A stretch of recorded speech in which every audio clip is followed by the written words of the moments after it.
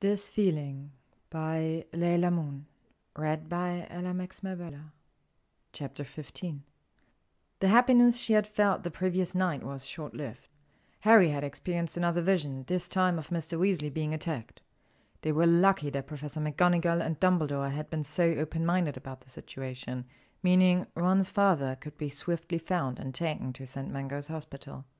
Unfortunately, this greatly disrupted Hermione and Draco's plans to spend the holidays together, as she was now residing at Grimmauld Place. Draco had been surprisingly gracious about the situation, and she knew she would need to make it up to him.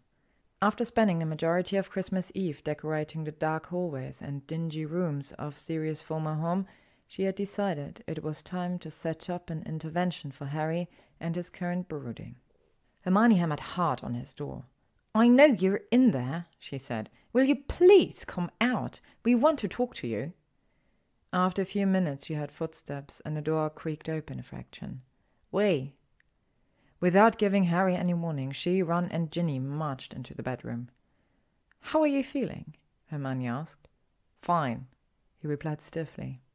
It took a while, but she and the two Weasleys eventually got Harry to talk about why he'd been avoiding any and all human contact since getting back from St. Mungo's. He was worried that Voldemort had possessed him and might do it again. Hermione sighed with frustration.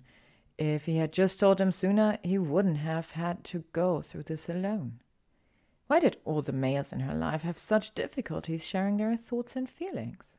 Christmas came and went, and a new term began at Hogwarts. Harry, much to his chagrin, had started occlumency lessons, and Hermione was trying to manage his increasingly despondent moods. The Daily Prophet that arrived one bitterly cold morning in January did nothing to improve things. She spread the newspaper on the breakfast table in front of her, Harry and Ron.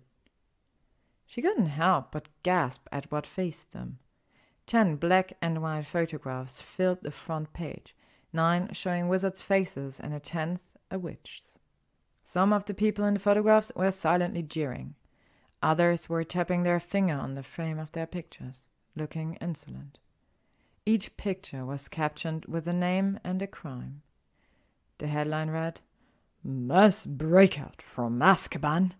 Ministry fears Black is rallying point for all Death Eaters." Hermione looked across the great hall and caught Draco's eyes. She could see her own panic reflected in his expression.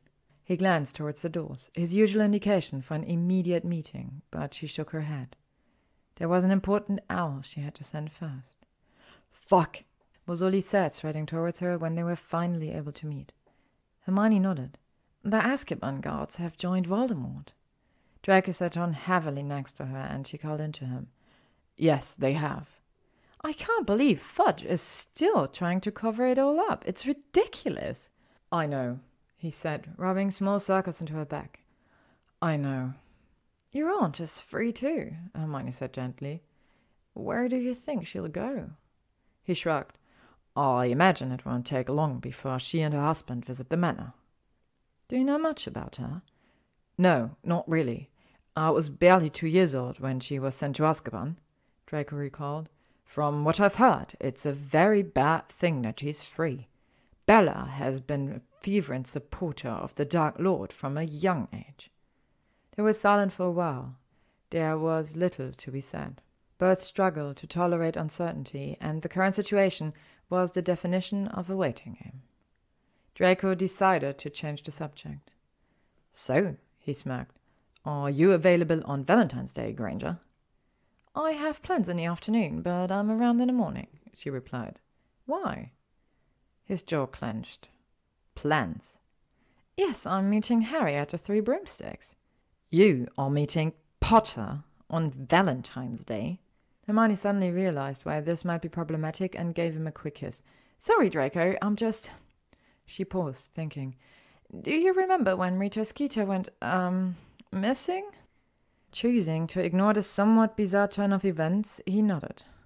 "So I found out that she was an unregistered animagus and might have trapped her in a jar." He choked. "You did what?" "I made sure she was relatively comfortable," Hermione said defensively. "There's plenty of greenery in that, Draco." I'm not really sure if I'm turned on or terrified right now, he gaped before recovering himself. What does this have to do with spending a Valentine's Day with Potter? I'm meeting Harry and Rita on the 14th, so that she can have an interview with him, get him to tell the true account of what's been happening. People need to start believing that Voldemort is back. You'll never get the Prophet to print it, Draco countered. Everyone thinks Potter's delusional. You mean the Prophet won't print it because Fudge won't let them, said Hermione irritably. So what then? The Quibbler, she smiled. Luna says her father's quite happy to take Harry's interview. That's who'll be publishing it. No one will take it seriously if it's published there. Some people won't, said Hermione in a level voice. But the Daily Prophet's version of the Azkaban breakout had some gaping holes in it. I think a lot of people will be wondering whether there isn't a better explanation of what happened. And if there's an alternative story available, even if it's published in an unusual magazine, I think they might still be rather keen to read it. Draco wasn't sure, but it was the best option they had at the moment. The wizarding world needed to prepare, and the propaganda currently in circulation was helping no one. So what do you want to do on Valentine's Day? Hermione asked, nudging aside. He smiled, pressing his lips to her temple. It's a surprise. To be continued. Thank you for listening to this chapter of This Feeling by LeilahMoon, read by LeilahMoon. If you would like to stay up to date on upcoming chapters and stories, you can follow me on YouTube, Spotify, AO3, Instagram, or Tumblr.